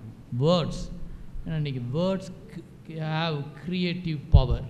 ஒரு வார்த்தை ஒரு பெரிய ஒரு மனிதனை உருவாக்கக்கூடியது. அதனால தான் நீங்கள் எப்பயுமே பாசிட்டிவ் வேர்ட்ஸை மேம் சொல்லி கொடுத்தாங்க உங்களுக்கு. என்ன பாசிட்டிவ் வேர்ட்? நான் ஆசீர்வதிக்கப்பட்டவன், நான் ஜீவனுள்ள நாட்களெல்லாம் நன்மையும் கிருபையும் என்னை தொடரும். அது மட்டும் இல்லை, என் பலத்தினால் அல்ல, என் பராக்கிரமத்தினால் அல்ல, ஆவியினாலே ஆகும். என்னை பலப்படுத்துகிற கிறிஸ்துவினாலே எல்லாவற்றையும் செய்ய எனக்கு பலன் உண்டு என்ற இந்த வார்த்தைகள், இதை நாம் தினமும் சொல்லுகின்ற பொழுது நமக்கு இருக்கக்கூடிய எனர்ஜியினுடைய லெவல், காலையில் எந்திரிக்கிறப்ப எந்த டிவி நீங்கள் தயவுசெய்து பார்க்க வேண்டாம், எந்த செய்தித்தாள்களையும் நீங்கள் பார்க்க வேண்டாம். காலையில் எழுந்து சீரியல், குறிப்பாக அண்ணன் சொன்னதைப் போல சீரியலை உறுதியாக பார்க்க வேண்டாம். இது எல்லாமே அவாய்ட் பண்ணிவிட்டு காலையில் எழுந்தவுடன் பாசிட்டிவ் எனர்ஜி வேர்ட்ஸை நீங்கள் படிக்கும்படி நான் அன்போடு கேட்டுக்கொள்கின்றேன். ஏன்னா எனக்கு இந்த வாய்ப்பினை கொடுத்ததற்காக நான் முதலிலே நன்றியினை தெரிவித்துக் கொள்கின்றேன். உங்களுக்கு ஜீவனுள்ள நாட்களெல்லாம் நன்மையும் கிருபையும் தொடர வாழ்த்துக்களை கூறி விடைபெறுகின்றேன். நன்றி, வணக்கம். மிகவும் அருமையாக பெண்களுக்கு தேவையான அனைத்து சட்ட ஒழுங்குகளை பற்றி தெளிவாக எடுத்துரைத்த அட்வொகேட் சுவாமிதுரை ஐயா அவர்களுக்கு சதர்ன் இந்தியா ரீஜனல் YMCA சார்பில் நன்றியை தெரிவித்துக் கொள்கிறேன். இந்த பெண்களுக்கான நிறைய காரியங்கள் சொன்னீங்க. சட்டம் நிறையா அதுக்கு ப்ரொவிஷன்ஸ்லாம் கொடுத்துருக்கு.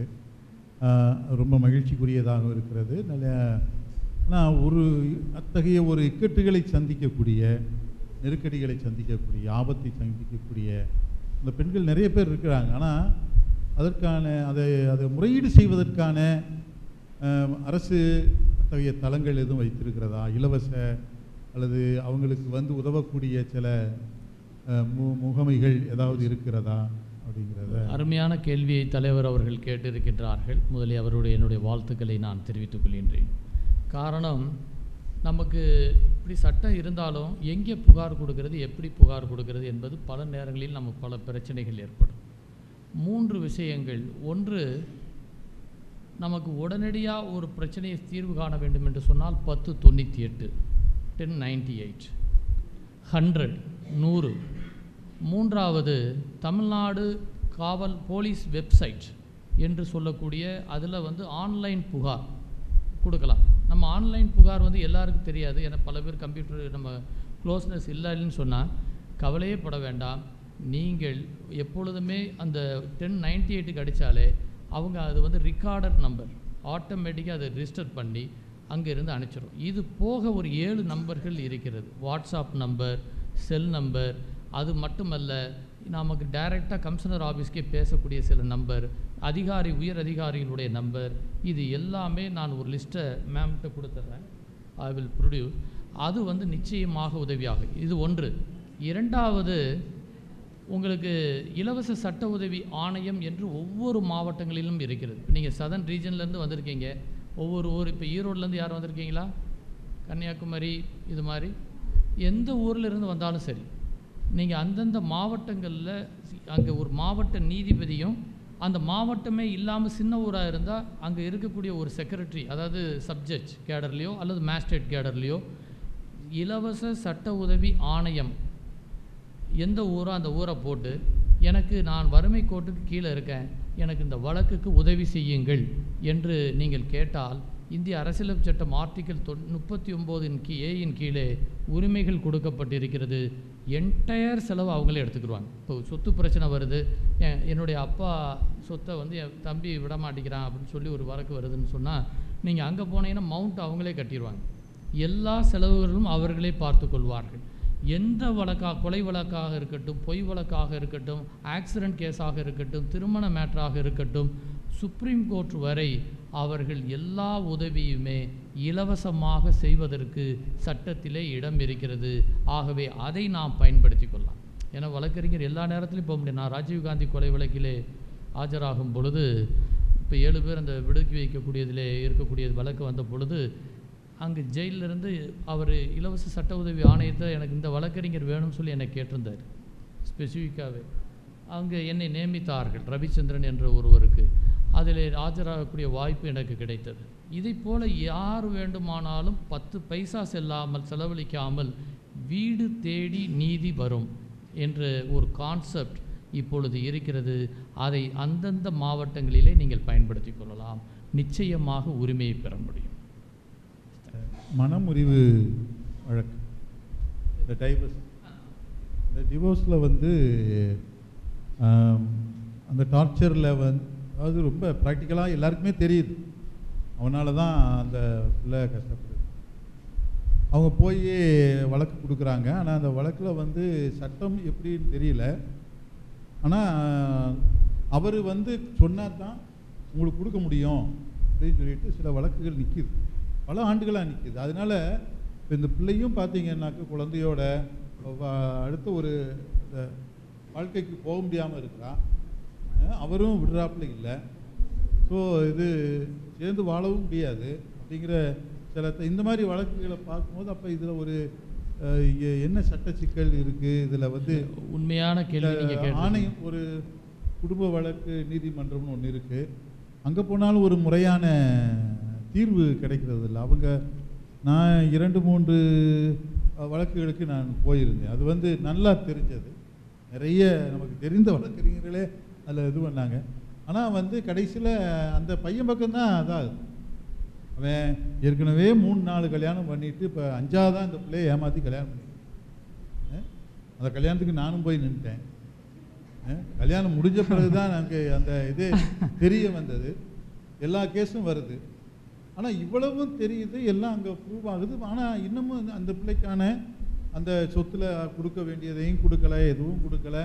அவங்க வந்து ஆனால் இது கொடுத்துட்டாங்க. ஆனால் எழுதி வாங்கிட்டு கொடுத்து அந்த பக்கம்தான் நிற்கிறாங்க. இப்போ வந்து நீதித்துறை வந்து இல்லை, அதில் இருக்கிறவங்க இப்படி ஏன் செயல்படுறாங்க? ஒரு நல்ல கேள்வி கேட்டிருக்கீங்க. அதாவது விவாகரத்து வழக்கை பொறுத்தவரையிலே குடும்ப நல நீதிமன்றங்கள் இப்போ ஆல்மோஸ்ட் எல்லா மாவட்டங்களையும் வந்துருச்சு. பல மாவட்டங்களும் வராமே இருக்கிறது. ஆனால் ஒன்று மட்டும் இப்போ என்ன, சட்டத்தில் 1 வருடத்திற்குள் அந்த வழக்கை முடிக்க வேண்டும் என்று இருக்கிறது.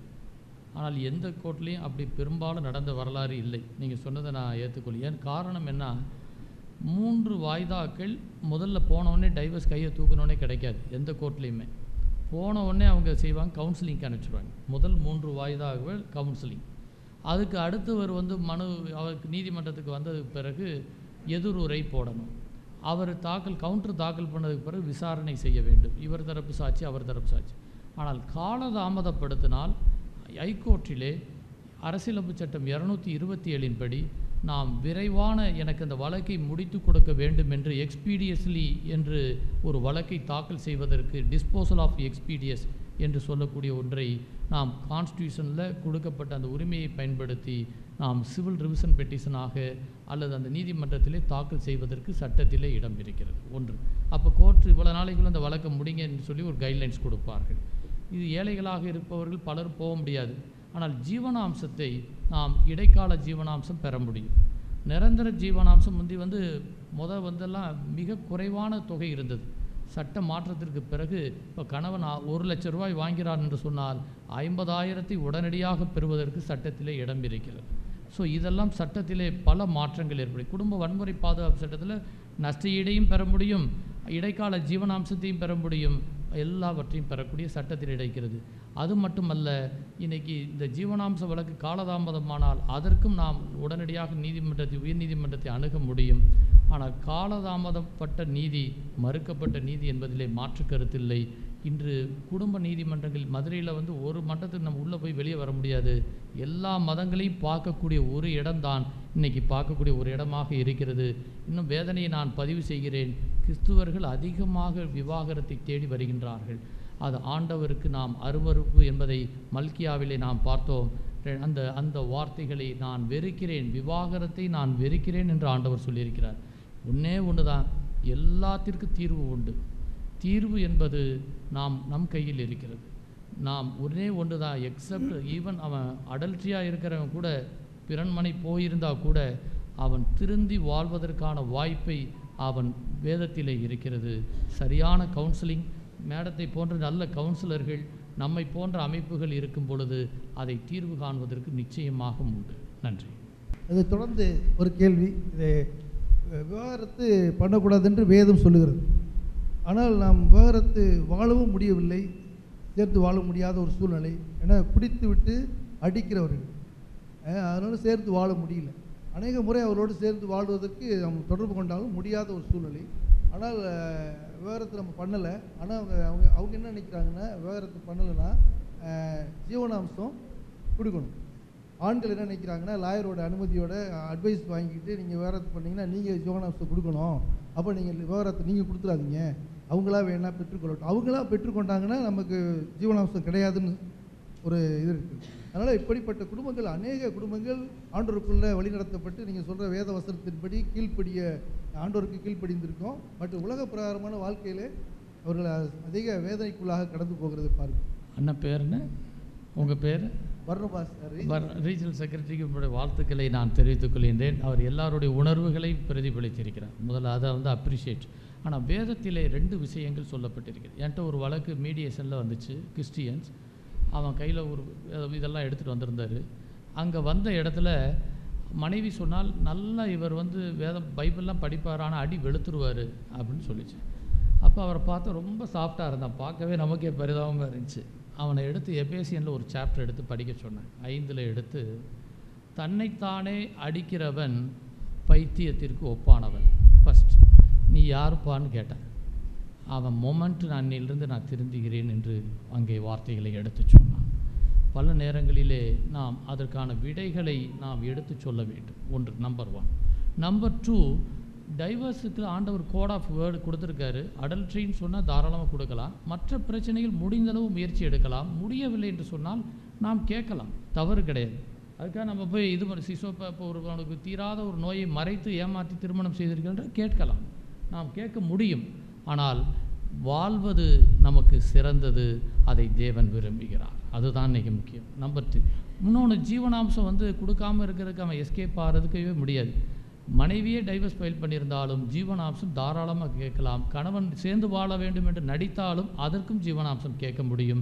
ஜீவனாம்சம் என்பது அவருடைய உரிமை, வாழ்வியல் உரிமை. காரணம், அவன் மூலம் ஒரு குழந்தை இருக்கிறது. இவன் ரத்தம் அவள் உடம்பிலே பாய்கிறது, அவள் ரத்தம் இவன் உடம்பிலே பாய்கிறது. So exchange of blood, there shall be one flesh. she can claim at any point of time. Thank you. Sir, thank you so much. என் பேர் கோஷி அலெக்சாண்டர். என் ஊர் கொல்லம், கேரளா தான். எனக்கு ஒரே ஒரு, நீங்கள் நிறைய மேடம் கூட அது கண்டினியூஸாக உங்கள் கிளாஸ் வந்ததுனால கிறிஸ்டியன் ஃபேமிலிஸில் அதிகமாக டிவோர்ஸ் ரேட் அதிகமாக இருக்குது. எஸ்பெஷலி நான் இருக்கிற இடம் கேரளாவில் அதிகமாக இருக்குது divorce rate. So what about the Tamil Nadu situation and what is the main cause? It's a very good question. I appreciate அண்ணன். காரணம், ஏன் கிறிஸ்துவர்களிடம் விவாகரத்து அதிகமாக இருக்கிறது? இந்த கேள்வி 3 காரணங்கள் தான். 1, வேத வாசிப்பு கம்மி. 2, அவர்கள் நமக்கு ஆண்டவர் ரொம்ப ஈஸியாக எல்லாமே கிரேஸ் கொடுத்துட்றாரு, ரொம்ப ஈஸியாக அவனுக்கு எல்லாத்தையுமே மன்னிச்சிடுறாரு. ஆண்டவர் ரொம்ப ஈஸியாக அவனுக்காக சிலுவையில், கல்வாரி சிலுவையில் மறித்து இவனுக்கு ஃப்ரீ ஆக்கிட்டார். அதனால் எது செஞ்சாலும் நமக்கு ஒன்றும் பிரச்சனை இல்லைங்கிற ஒரு தவறு. 3வது, ஈவன் பல குருமார்கள் வீடுகள், பாஸ்டர்ஸ் ஃபேமிலியிலேயே அந்த பிள்ளைகள் டைவர்ஸை தேடி எப்படி ஓடுகிறார்கள் என்பதை நான் பார்த்து கொண்டு இருக்கின்றேன்.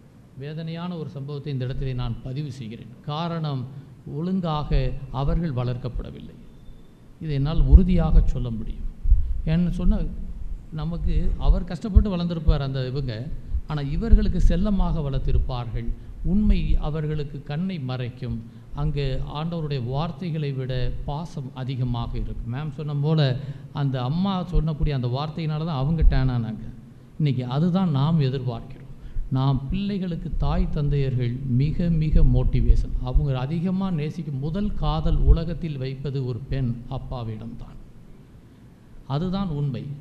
அந்த உண்மையை நாம் மறந்து விடுகின்றோம். அந்த அப்பா அம்மாக்கள் இருவருமே தன் மகளினுடைய வாழ்க்கைக்கு அவர்கள் எடுத்து சொல்லக்கூடிய வார்த்தைகள் கடவுளுக்கு அடுத்தபடியான ஒரு செயல்.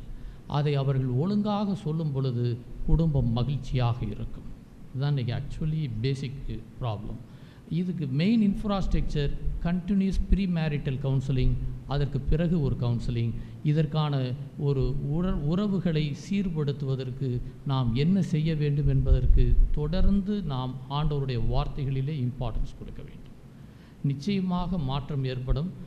நம்முடைய கிறிஸ்துவர்கள் பிறருக்கு உதாரணமாக இருக்க வேண்டும். அதுதான் இன்றைக்கு வேதம் எதிர்பார்க்கிறது. ஒரு கிறிஸ்துவன் என்று சொன்னால் அவன் அன்பிளமிஷ் என்று நாம் இருக்க வேண்டும். அதை ஆண்டவர் எதிர்பார்க்கிறார். தேங்க்யூ. ஸ்கூல் ஹெச்எம்மாக இருக்கேன், YMCA boys town higher secondary school சென்னையில். இப்போ வந்து எப்படின்னா டிசி கொடுப்போம் நாங்கள் ஸ்டூடெண்ட்ஸ்க்கு. டிசி கொடுக்கும்போது வெதர் பேரண்ட், அதாவது அப்பா வரணும் இல்லை அம்மா வரணும், யாராவது ஒருத்தர் சைன் பண்ணணும் வித் சில்ட்ரன். ஸோ அப்படி இருக்கும்போது அம்மா வந்து இன்னொரு கல்யாணம் பண்ணிட்டு போயிட்டாங்க, அப்பா இன்னொரு கல்யாணம் பண்ணிட்டு போயிட்டாரு. அம்மா வந்து என் கூட தான் வரணும்னு சொல்லி அந்த கேர்ள், அந்த பொண்ணு ரொம்ப பாவமாக இருக்குது, 3rd ஸ்டாண்டர்ட் படிக்கிற அந்த கேர்ள், அப்பாவோட அந்த ஃபேமிலி, அந்த அப்பா அம்மா வந்து என் கூட தான் அனுப்பணும் அப்படின்னு சொல்லி கேட்குறாங்க. பட் அந்த பொண்ணுடைய அந்த ஸ்டூடெண்ட்டுடைய பாட்டி தான் வந்து கார்டியனாக இருந்து அந்த பிள்ளைய கொண்டு வந்து படிக்க வைக்கிறாங்க. அவங்க என்ன சொல்கிறாங்க, நான் 2 பேர்கிட்டையும் அனுப்ப வேண்டாமா, அங்கே போனாலும் அவன் கஷ்டப்படுவா, இங்கே போனாலும் கஷ்டப்படுவா, நீங்கள் ஏன் கிட்ட. ஆனால் நாங்கள் வந்து கார்டியன்கிட்ட சைன் வாங்கிட்டு டிசி கொடுக்க முடியாது. பட் நாங்கள் யாருக்கு வந்து ஃபேவராக பண்ணுறது, அது இந்த மாதிரி நிறைய கேசஸ் வருது எங்களுக்கு ஸ்கூல்ஸில். ஸோ அதில் வந்து அஃபெக்ட் ஆகிறது வந்து பிள்ளைங்களோட ஸ்டடீஸ் தான். ஸோ இந்த மாதிரி இஷ்யூஸ் வரும்போது நாங்கள் எப்படி ரியாக்ட் பண்ணுறது தெரியல. சிஓவில் டிஓவில் போனாலும் அவங்களும் குழம்பி நிற்கிறாங்க. It's good question. இன்றைக்கி அப்பா அம்மா வந்து சண்டை போட்டு அவங்களுக்குள்ள குழந்தைய கஸ்டடி ஆஃப் த சைல்டு அப்படி வர்றப்ப நீதிமன்றம் என்ன சொல்லுகிறது என்று சொன்னால், இந்த welfare of the child is paramount consideration. ஒரு குழந்தையினுடைய வளர்ச்சி யாரிடம் இருக்கிறதோ, அது எக்ஸ் ஆர் ஒய், ஹஸ்பண்டாக இருக்கலாம், ஒய்ஃபாக இருக்கலாம், பாட்டியாக இருக்கலாம், இந்த 3 பேரில் யார் உண்மையாக இருக்கிறார்களோ, உண்மையிலே அந்த குழந்தையின் நலனில் அக்கறை வைக்கிறார்களோ அவர்களிடம் ஒப்படைக்க வேண்டும் என்று மாண்புமிகு நீதியரசர் நிசா பானு அவர்கள் சமீபத்திலே ஒரு வழக்கில் பாட்டிகிட்ட ஒப்படைச்சார். இது நாங்களே பார்த்தோம். இந்த இடத்துல யார் சேர்த்துருக்காங்க, சில நேரங்களில் அப்பா சேர்த்துருப்பார் அந்த ரீமேரேஜ். ஸோ ரீமேரேஜ் வரக்கூடிய சூழ்நிலைகளில் வந்து நாம் பேரமௌண்ட் கன்சிடரேஷன், அந்த சில்ட்ரனை வந்து யார்கிட்ட இருந்தால் நல்லா இருக்குங்கிறத நமக்கு வந்து கோர்ட்லேயே கார்டியன் வாட்ஸ் ஓபிலேயே ஒரு ஆர்டர் வாங்கி வரும்படி நீங்கள் சொல்லிவிடலாம். இது மாதிரி வரக்கூடிய நேரத்தில் நீங்கள் இந்த இலவச சட்ட உதவி ஆணையத்தை பயன்படுத்திக்கலாம். இஷ்யூனா யார் உங்களிடம் சேர்த்திருக்கிறார்கள் என்ற ஒரு கேள்வி முதலிலே பார்ப்பார்கள். 2வது, அந்த குழந்தை யாரிடம் போக விருப்பம் என்பதை விஷ் ஆஃப் த சைல்டு யார் என்பதை பார்ப்பார்கள். 3வது, அந்த குழந்தைக்கு உண்மையிலே நலனில் இவர்கள் அக்கறை உள்ளவர்களா என்பதை நாம் தெரிந்து கொள்ளும். மிரட்டி கூட கொள்ளலாம், இந்த பிள்ளைய நீ என்கிட்ட வரேன்னு சொல்லி டீச்சர்கிட்ட சொல்லுன்னு சொல்லலாம். அதெல்லாம் கோர்ட் பார்க்கும். அதைத்தான் நாமும் பார்க்க வேண்டும்.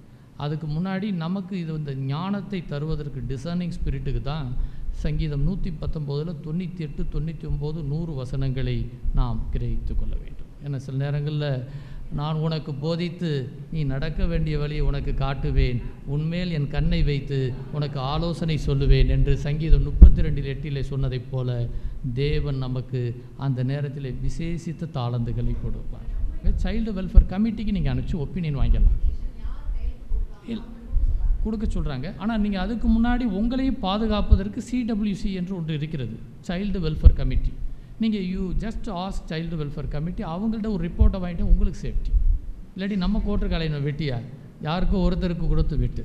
அதனால் சைல்டு வெல்ஃபேர் கமிட்டியை நீங்கள் வைத்து கொண்டால் உங்கள் பக்கம் நமக்கு எளிமையாக முடித்து விடலாம். தேங்க்யூ. எனக்கு ரொம்ப ஒரு பேர்சனாக இந்த ஒரு கேள்வியை வந்து நான் வைக்கிறேன். என்னென்ன, நான் சார்ந்த ஒரு ஆலயத்தில் வந்து கிட்டத்தட்ட ஒரு 5 ஆண்டுகளுக்குள்ள ஒரு 3 டிவோர்ஸ் வந்து நடந்திருக்குது. 3 டிவோர்ஸ்லையுமே பார்த்தீங்கன்னா பொம்பளை பிள்ளைங்க தான் கேட்டு வாங்கியிருக்கிறாங்க. ஒன்று பார்த்தீங்கன்னா ஒரே நாள் தான் கல்யாணமாகி அடுத்த நாளே வந்து பிரிஞ்சு வந்துட்டு. அப்படி இன்னொன்று வந்து பார்த்திங்கன்னா ஒரு 3 மாதம் 6 மாத காலகட்டத்தில் வந்துருக்குறாங்க. இதில் வந்து என்னுடைய கேள்வி வந்து என்னென்னா, நம்மளுடைய கிறிஸ்டின் ஆக்டில் வந்து மேரேஜ் பண்ணிக்கிற டயசிஸ் அல்லது சர்ச்சு அவங்களுடைய ஓனர்ஷிப் இதில் எதுவுமே இருக்கிற மாதிரி தெரியல. ஒன்று, அதை சரி செய்கிறதுக்கோ சீர்திருத்தம் பண்ணுறதுக்கோ டயசிஸ்லேயோ நம்ம லீகல் பாயிண்ட்லேயோ ஏதாவது ஒரு மாற்றத்தை, ஒரு நல்ல ஒரு இன்ஃப்ராஸ்ட்ரக்சரை வந்து நம்ம டெவலப் பண்ண முடியுமா அப்படின்றத கேட்குறேன். 2, 3வது, இது பொருளாதார சீரழிவு. எங்களுக்கு தெரிய நாங்கள் வந்து யூத்துக்கு வந்து கோஆர்டினேட்டர் நானும் ஒய்ஃபும் அந்த சர்ச்சில் இருந்தோம். ஒரு பையன் அப்பா இல்லை அம்மா மட்டும்தான், கஷ்டப்பட்டு ஒரு 5 லட்ச ரூபா செலவு பண்ணி மேரேஜ் பண்ணியிருந்தான். 3 மாதத்தில் டிவோர்ஸ் போது பொருளாதார சீலிவு இந்த மாதிரி இருக்குது. இதுக்கு ஏதாவது காங்கிரீட்டாக நம்ம ஏதாவது செய்ய முடியுமா கிறிஸ்டின் மேரேஜ்க்கு? 3 விஷயங்களும் முக்கியமான விஷயங்கள். ஒன்று வந்து நம்முடைய ஜானட் மேடம் அவங்க வந்து ஏற்கனவே ஒரு ஸ்கீம் வச்சுருக்காங்க. தட் இஸ் சிஎஸ்ஐலேயே டயாசிஸில் வந்து ஒரு இது எப்படி வச்சுருக்காங்க, ப்ரீமேரிட்டல் கவுன்சிலிங் வந்து கம்பல்சரி என்று ஆர்சி ரோமன் கேத்தலிக்கில் இருப்பதைப் போல் இங்கே சிஸ்டம் வந்து விட்டது. நம்பர் 1. நம்பர் 2, நீங்கள் ஒரு நாளில் டைவர்ஸ் சொன்னீங்க இல்லையா, மேரேஜ் நிச்சயமாகி 2வது முறை ஃபோனில் பேசப்போ எனக்கு கல்யாணம் வேண்டாம் அப்படின்னு சொல்கிற பெண்கள் இன்றைக்கி அதிகமாகிட்டாங்க. நம்பர் 1. ரொம்ப வேதனையான ஒரு சம்பவம். கல்யாணமாகி 1/2 ஹவரில் வெளியே ஓடி வந்த பெண்கள் நான் பார்த்துருக்கின்றோம் ஏராளமாக. இது எல்லாமே காரணம் அவர்கள் தன்னுடைய முழுமையாக இந்த fear of the Lord is the beginning of wisdom, கர்த்தருக்கு பயப்படுதலே அதுதான் ப்ராப்ளம். அந்த கர்த்தரை மையப்படுத்தாத எல்லா இடத்துலையும் இந்த ப்ராப்ளம் வரத்தான் செய்யும், அதை தவிர்க்கவே முடியாது. இன்றைக்கி ஒன்று நம்பர் 1. நம்பர் 2, பொருளாதாரத்தை பொறுத்தவரை நீங்கள் சொன்னீங்க ஃபேக்ட்ரி. இன்றைக்கி ஒரு மதுரையில் ஒரு சின்ன பொண்ணுன்னு ஒரு அம்மா இருந்துச்சு. அந்த அம்மாவுக்கு 85 வயசு, பிரைம் மினிஸ்டர் காலில் விழுந்தார், சின்ன பொண்ணு. காரணம் படிக்காத ஒரு பெண்ணு இங்கே மதுரையில் இருக்கக்கூடிய அந்த இங்கே போகக்கூடிய அழகர் கோயில் போகிற வழியில் இருக்கக்கூடிய இதில் களஞ்சியம் மூலமாக தானே எடுத்து பேங்க்கில் வந்து பல பேர்களை உருவாக்கி இன்றைக்கி இந்தியாவிலேயே ஒரு பெரிய லெவலில் ஒரு மாற்றத்தை ஏற்படுத்தினார்கள். ஸோ நமக்கு வந்து அதை செயல்படுத்துவதற்கு ஒரு ஸ்கீம் ஃபார்ம் பண்ணலாம், அது டெஃபினட்டாக ஹெல்ப்ஃபுல்லாக இருக்கும். வாழ்த்துக்கள், நன்றி. லெட் அஸ் கிவ், நம்ம அனைவரும் பெரிதாக ஒரு கரவொலி எழுப்பி ஐயா அவர்களுக்கு நன்றியை தெரிவித்துக் கொள்வோம்.